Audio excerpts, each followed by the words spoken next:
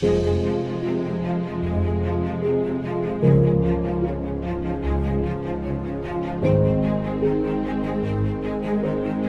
podcast features newly appointed Brockton High School principal Kevin McCaskill, who began his tenure in Brockton at the start of 2024. Most recently, Mr. McCaskill served as Assistant Superintendent of Secondary Schools for the Boston Public Schools. He was also Executive Director of Madison Park Technical Vocational High School from 2015 to 2021 and Director of School Design and Programming at the Hartford Public Schools from 2010 to 2015. Before that, Mr. McCaskill served as principal of Springfield's Putnam Vocational Technical Academy. In this podcast, you'll hear how physical presence helps to contribute to a positive school environment. Case in point, in the morning, I probably see the vast majority of our students getting off the buses every day. So again, greeting them or being very consistent in morning greetings. And so they get that recognition that someone's going to be here every day, greeting me with a smile and a hearty good morning. I mean, that goes a long way. How positive advancement in academic achievement is attainable, but will take some time. And I know that we can achieve at high levels, but it's going to take some time. And again, it won't be something that happens overnight or by magic. But if we have some folks who are really interested in moving the needle forward, which I know we have here at Brockton High School, it will be done. And how his trust of those who work with him and around him at Brockton High School will lead to great things. Yeah, you have to have faith in everything that you do. You have to have faith in the individuals that you're working with and faith in the belief that all things are possible. This podcast was created by JFYNetWorks, a Boston-based nonprofit provider of blended learning resources, training, and support. JFY's individualized self-paced curriculum helps raise individual and school performance by recovering learning loss and reaching and maintaining grade-level skills. For JFYNetWorks, I'm Greg Cunningham. The Brockton Public Schools began the year with a $14.4 million deficit, and many of the news stories surrounding the school and the system have been less than positive. But as Brockton Mayor Robert Sullivan announced at the hiring of Mr. McCaskill, this is a new chapter for our entire community. I look forward to working with Kevin McCaskill to give every Brockton High School student and staff member the positive learning environment they deserve. In this recent conversation with JFY's Executive Director, Gary Kaplan, Mr. McCaskill discussed how he approached what might be the greatest challenge to his long career and how he plans to make it a lasting success for the students and the city of Brockton. Well, Mr. McCaskill, it has been a long time since we've met in this forum. The last time, in fact, was December 10th, 2020. When you were at Madison Park, and we have been working with you for quite a few years. When you brought us into Madison Park way back in 2015, the school was in kind of dire straits. It was one of the lowest scoring schools in the Commonwealth, and there was talk of receivership and other drastic measures like that. But a few years into your tenure there, the academic achievement had gone way up, and all that talk of receivership was over. And now here we are again. You're in another school that that's having kind of a lot of problems. My first question is, why in the world did you decide to take on this challenge? It was the lure of Brockton High School. I mean, you know, when you talk about Brockton High School, you talk about the largest high school in the Commonwealth. And when you look at the school itself and you look what's inside this school, there is just so much opportunity here for every single student that walks through our doors. And I thought it definitely would be an honor to really be the principal here at Brockton High School. So you walked in the door a couple of months ago, and of course, the first thing to confront you is a whole lot of press for quite a long time about disciplinary issues. Sure. What? How have you confronted all of that?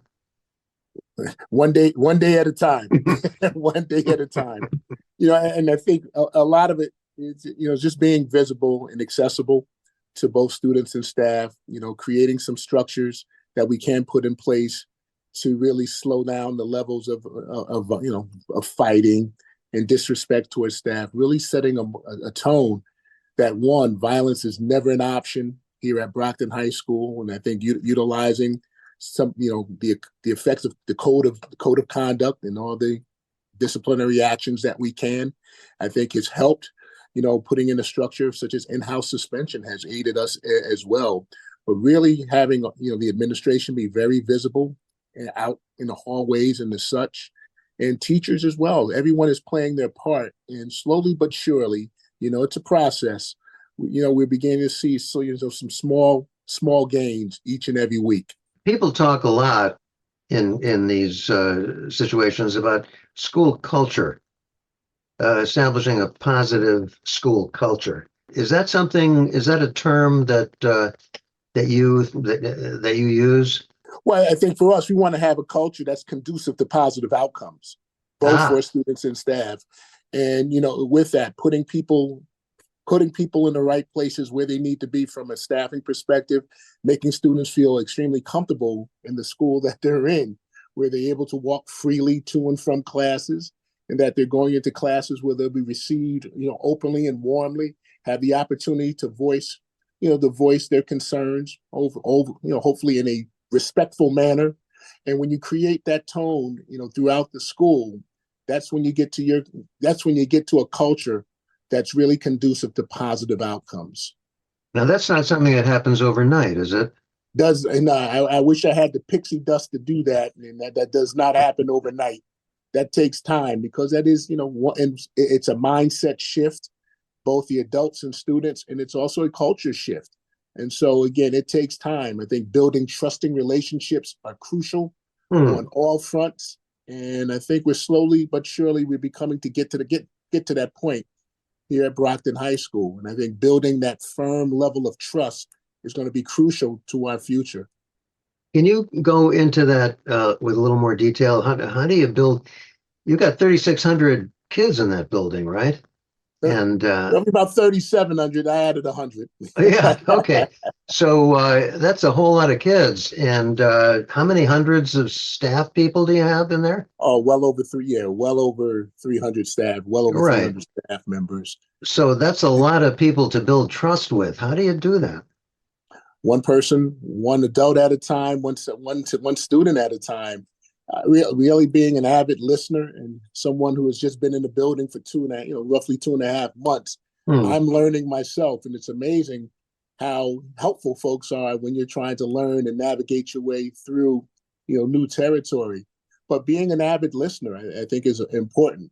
Being present when people are talking, looking them eye to eye, and giving people time, giving people the opportunity to share their ideas and thoughts and concerns, and really moving into action to really either alleviate, any issues that may, obscure our progress, or really look to help be a problem solver to really aid in the effect to keep the school moving in the right direction. Now, you've only been there a couple of months. You can't have sat down and eyeball to eyeball with 3,600 kids. How do you implement those ideas?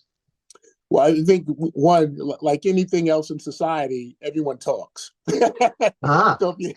So it's word of mouth. When someone you get a few folks who had a positive reaction, it kind of has that ripple effect.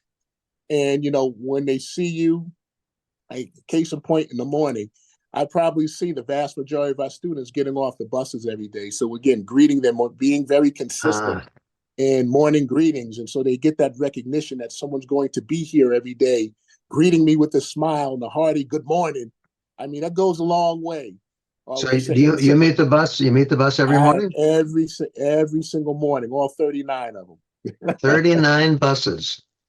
Wow. So you're out there, rain or shine, I presume. Rain or shine. Rain or shine. Yeah. So after you've met the bus and everybody's in the building, then what? Do you spend a lot of time on disciplinary issues in the course of the day? I'm thankful and grateful to have, an administrative team that is actively involved in all facets of the school. I mean, we have the school is divided by 4 houses, which have 2 administrators per house. And they do the bulk of the work, and they're phenomenal at what they do. They folks come to work every day with their hard hats, and I tell you, they build great rapport with kids. They really work with the adults, and there are things that we have from a structural and procedural and protocol perspective. We have things we still have to continue to work on, but overall, I think our visibility and our willingness to work collaboratively really shows on a daily basis. So that wasn't happening before? Well, it was a couple of, it was a tough start of the school year. I mean, they had obviously the issues that occurred, with the budget early on in the year, which had an effect on the opening of school. And as we all know, when things, aren't conducive to a positive start of the year, things seem to trickle down the other way. But you had folks working, everybody's working hard.